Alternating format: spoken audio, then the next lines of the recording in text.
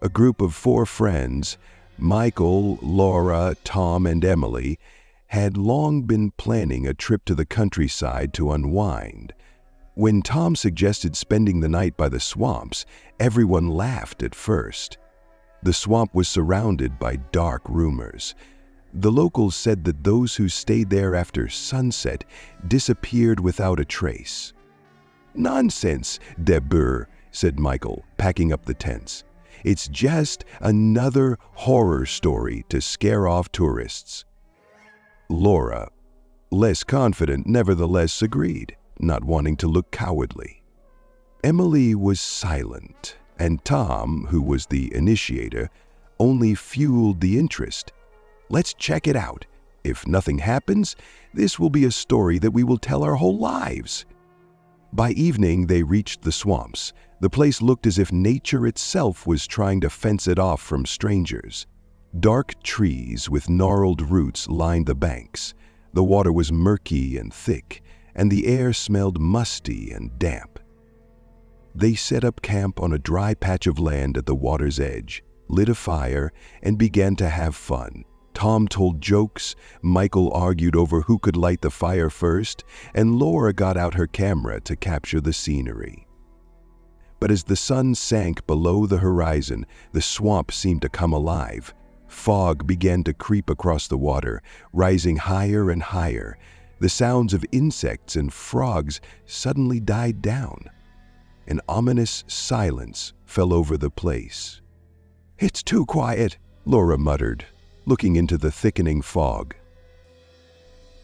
"Stop getting worked up," Michael said, throwing more wood on the fire, but his voice sounded tense. Emily, sitting closest to the water, suddenly noticed how the fog began to thicken into strange shapes. It seemed to her that in the distance, among the trees, something tall and dark flashed, but when she looked closely, there was nothing. Probably just a trick of the light, she thought, trying not to show how fear gripped her. Laura's phone showed midnight when the fog finally enveloped the camp.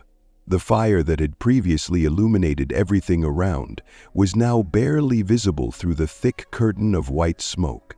Sounds seemed to be drowned out in this silence, leaving only the tense breathing of friends. "What is that?" Emily whispered, pointing deeper into the swamp. A weak light appeared in the distance. It was dim, bluish, like the light of a will-o'-the-wisp.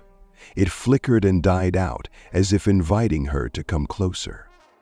"Probably someone with a flashlight," Michael said, but there was no confidence in his voice. Tom was already standing, trying to make out the source of the light. "Maybe it's the locals? Or tourists like us?" His words sounded unconvincing, but he took a step towards the water. Laura felt a cold sweat on her back. "Don't go there," she whispered. But the light grew brighter, and a sound joined it. At first, it was a barely audible hum, but soon it began to turn into a strange melody.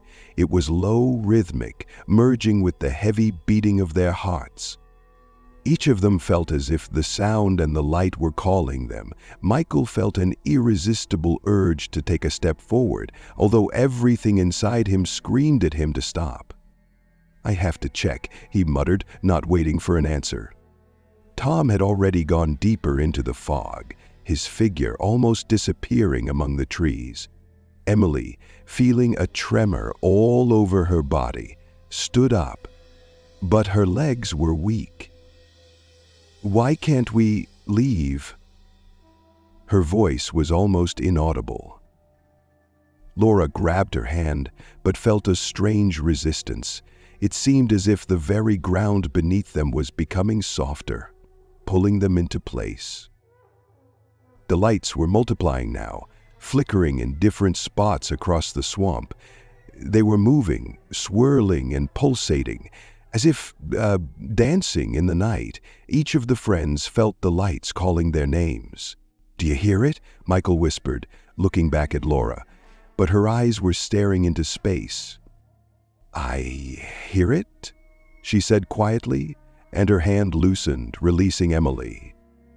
Each step toward the light seemed both wrong and inevitable. The forest around them began to seem endless, and the friends could no longer see the camp or each other. They were dissolving into the fog, led by an unknown force. The light grew brighter and the sounds grew louder. The swamp seemed to come alive, surrounding each of the friends from all sides.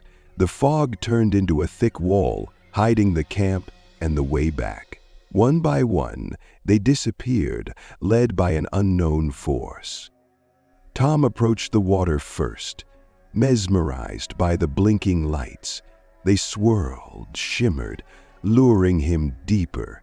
When his boots touched the mud at the edge of the swamp, the lights suddenly flared brighter, and a shadow appeared from the water, long, elongated, with inhuman outlines. Tom did not even scream when his figure dissolved into the water. Emily heard the splash, but instead of fear, a strange apathy came over her. Her mind whispered that she should go forward. The light beckoned to her, promising something elusive. She took a step, then another, until she felt her feet sink into the cold, sticky mud. The last thing she saw were lights swirling above her before darkness swallowed everything. Michael tried to resist, but the sound was inside his head now. He heard his own voice calling him forward, saw images that urged him to go. His steps grew faster until he too disappeared into the trees, leaving only a faint footprint in the wet ground. Laura was left alone, standing in place, but the light was already surrounding her from all sides. She felt the swamp breathing, waiting for her to take the last step. Memories of the legend they mocked flickered through her mind. The swamp calls to those who do not believe. She knew she shouldn't go, but something about the sound was too strong.